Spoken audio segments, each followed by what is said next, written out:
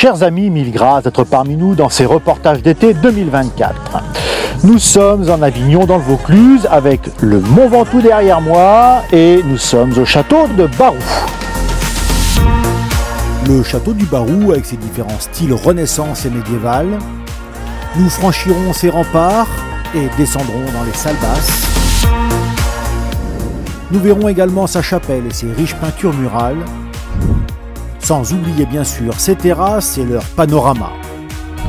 Le château de Barroux dont on dit qu'il fut sauvé des ruines par André Vaison de Pradenne. Audiovisuellement vôtre.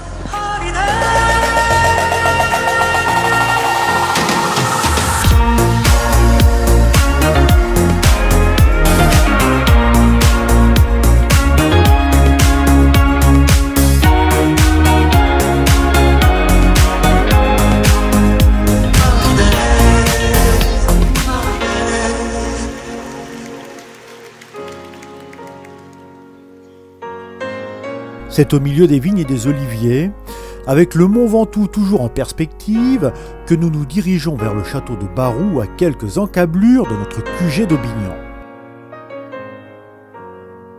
Construit du XIIe au XVIIIe siècle, il ne fut à ses débuts qu'un donjon entouré de murailles. Au XVIe siècle, il fut la propriété des comtes piémontais qui l'ont embelli et transformé pour en faire une des résidences les plus agréables de la région.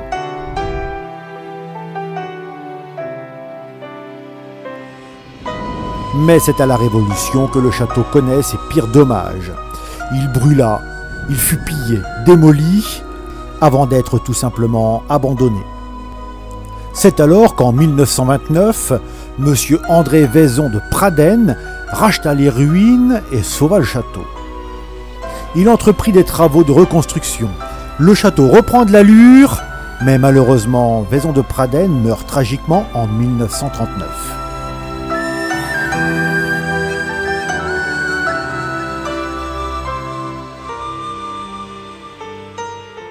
De style médiéval à ses origines, le château de Barroux conserve ses remparts et ses courtines. Au XVIe siècle, il subit des modifications et se voit gréer de fortifications de style Vauban, lui donnant un caractère défensif en cas de siège. Ses murailles ceinturent le château et le séparent du village.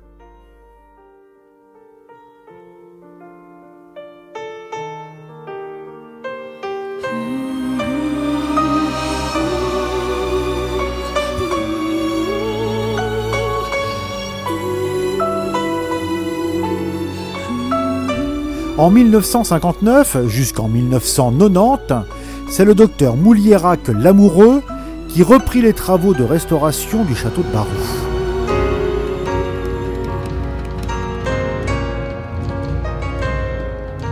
Entrons dans la cour d'honneur.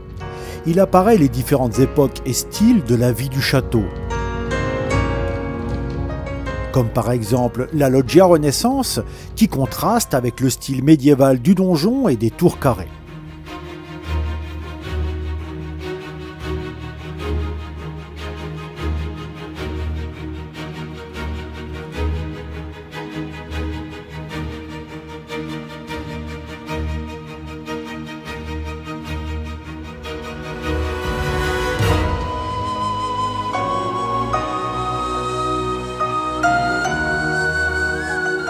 Commençons les intérieurs par cette belle collection des plus beaux fossiles régionaux, la collection Luquebo.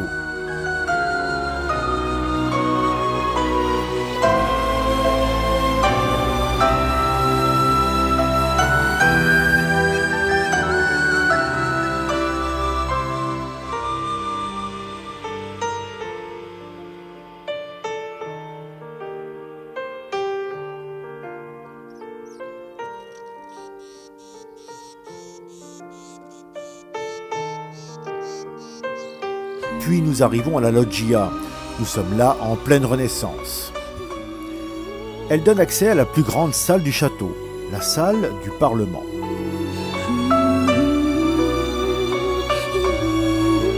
Aujourd'hui, elle garde son rôle de salle d'apparat pour des réceptions et des expositions.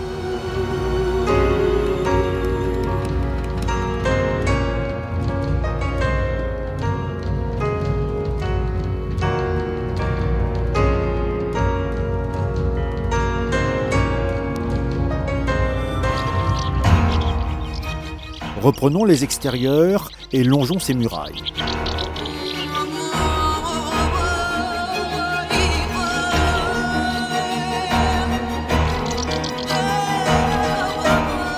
Le château du Barou possède plusieurs terrasses. Profitons de ces magnifiques panoramas et de ces vues imprenables sur les alentours.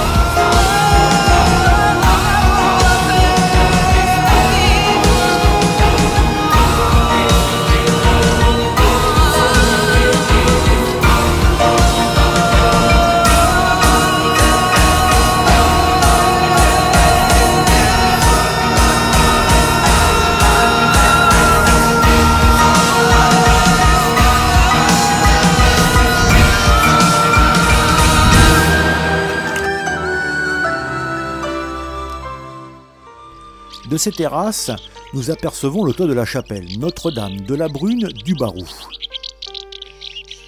Elle fut construite sous les Rovigliac à la fin du XVIe siècle et de dimension modeste en raison du relief sur lequel elle s'appuie. Ici, la Vierge Noire est très présente, au point que des pèlerinages y avaient lieu au XVIIe siècle.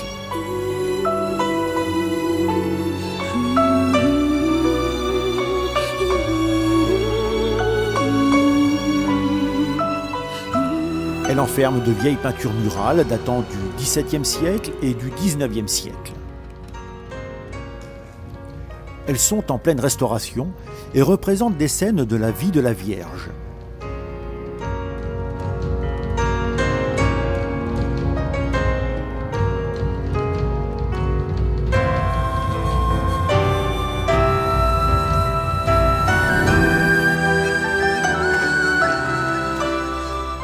Empruntons ce passage sous tunnel pour gagner les salles basses.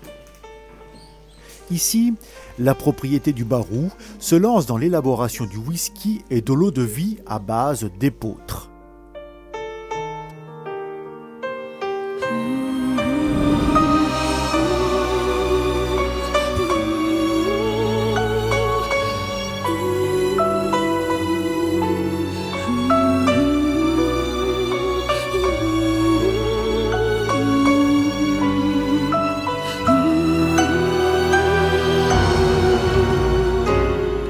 Finissons notre journée en nous baladant dans les ruelles de ce charmant petit village du Barou.